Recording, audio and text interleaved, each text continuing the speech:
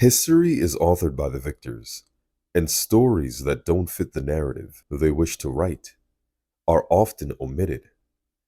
Yet, ever so often, stories of extraordinary people that defy the status quo emerge.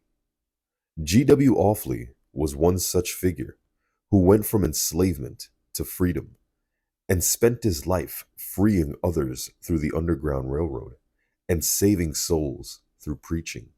He was also a mixed martial arts teacher.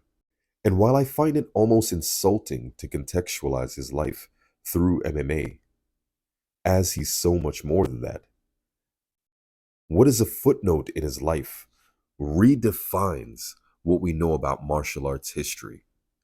So in this video, I'd like to share with you the story of Greensbury, Washington Awfuley, one of America's earliest. Greensbury, Washington Awfuley was born into slavery December 18th, 1808, in Centerville, Maryland, to a free black man and an enslaved black woman, whose names are now unknown. After the death of the enslaver, his will granted his mother freedom and gave G.W. and his brothers their freedom at 25. G.W., his brother, and mother were purchased by his father. However, the family of the former owner did not want them to go up for auction and threatened to shoot G.W.'s father. But his mother threatened to cut the throats of all the children if they were sold to anyone else. And soon the family was united. But things were extremely difficult, and Awfuley spent his youth helping to support his family. When he was old enough, his father hired him out to former enslavers, and this money would go to feed his family, as well as freeing his other enslaved siblings.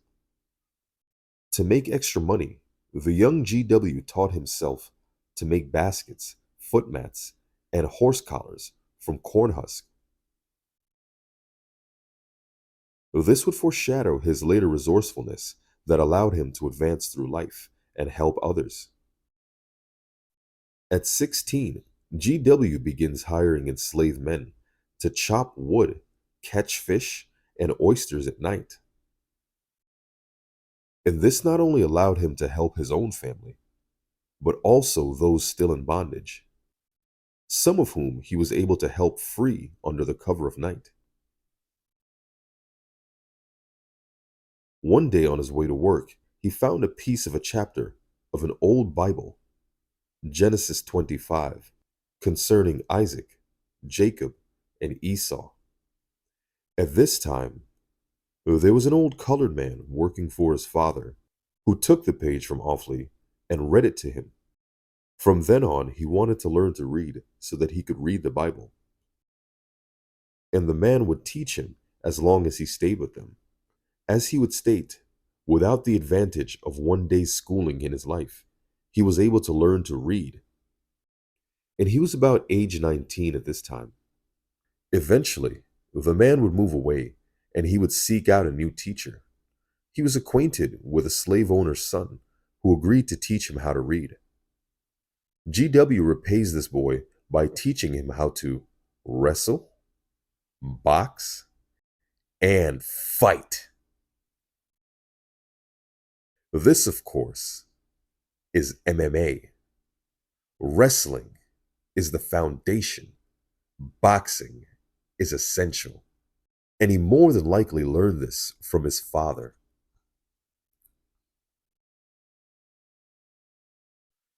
While this may seem unlikely, or perhaps he wasn't teaching what we do now, that's MMA, it must be remembered that Africans invented wrestling, and the concept of win by pinfall comes from an ancient African creation lore.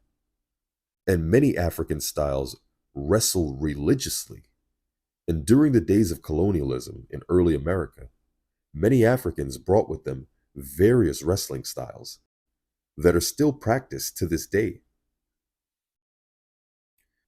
It is recorded in history in places like Henry Bibb's slave narratives, which is one of many examples, that every Saturday and Sundays, blacks wrestled on the plantation, and owners even raised or bought blacks specifically to be plantation fighters. Many blacks won their freedom that way. This is why I suspect that his father may have been a prize fighter, and perhaps he learned it from him and various other blacks in the South.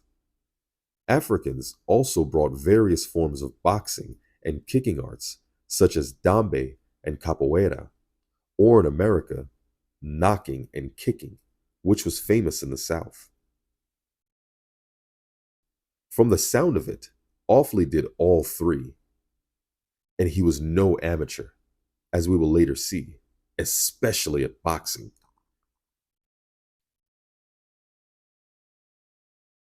When he turned 21, Offley became free, and in 1835 he moved to Hartford, Connecticut. Having read the whole Bible, he became an influential preacher. In his own book, he says that at this time he worked on the railroad and taught boxing school. I had thought that working on the railroad was his work and teaching boxing was perhaps his side hustle or passion. However, Offley was actually alluding to the Underground Railroad. The Underground Railroad was a system that resisted slavery by helping many blacks escape. Harriet Tubman was the most famous conductor. It was this system that freed over 200,000 blacks who then joined the Union and came back to the South with arms, saving the Union from defeat. They gloss over that part in history. GW was an early part of the Underground Railroad, teaching boxing by day and freeing many enslaved blacks by night, as he did in his youth. He also raised money for those now freed men, presumably from his work as a boxing instructor. Before becoming a preacher, GW wrote this: "Perhaps some persons will ask, why did I teach the art of wrestling, boxing, and fighting when desirous to learn the Bible? I answer, because no one is as contemptible as a coward. With us, a coward is looked upon as the most degraded wretch on earth, and is only worthy to be a slave. My brother's master, Governor R. Wright of Maryland, taught his children never to take insult from anyone, and he thought that this was proper etiquette. In other words, although he's a man of God, he ain't pussy, and you better keep it respectful, or you might get fucked up, 'cause he ain't taking no shit." GW's martial arts skill would have certainly come in handy during his days in the Underground Railroad, although the preferred method was espionage and escape. Harriet Tubman carried a gun and commanded the U.S. Navy. 100% he had to resort to his martial arts skill when freeing enslaved people, and also for checking dudes for disrespect.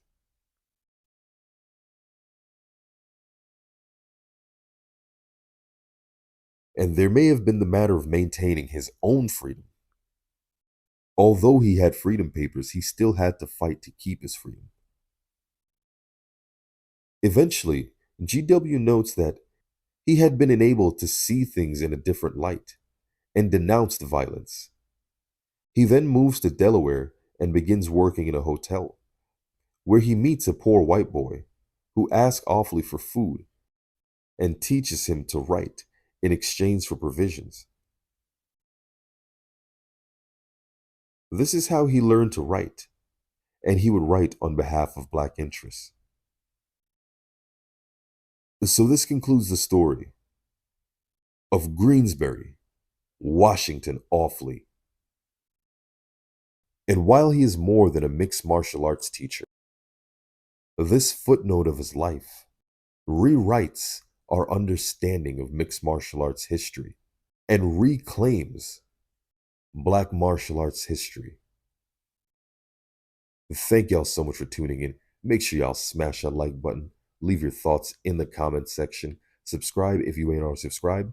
And if you like this content and want to support, hit that super thanks button or hit me up in the Cash App. Or when I get a Patreon, you guys can go over there. Check the comments, check the link. Check the description and see if there's any links. Get ready to take your striking game to the next level with the Focus Ball. Dramatically improve footwork, timing, head movement, hand-eye coordination, reflex, and overall fight IQ. It's lightweight and extremely portable, so you can train every time, everywhere. When you don't have a coach to do mitt work, get a Focus Ball. When you don't have a heavy bag to hit, get a Focus Ball. When you don't have a sparring partner, get yourself a Focus Ball. And when you just want to have fun punching and kicking, get a Focus Ball.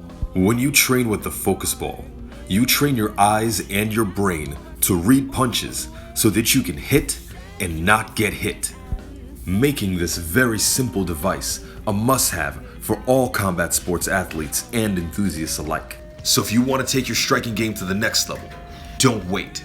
Get the Focus Ball now.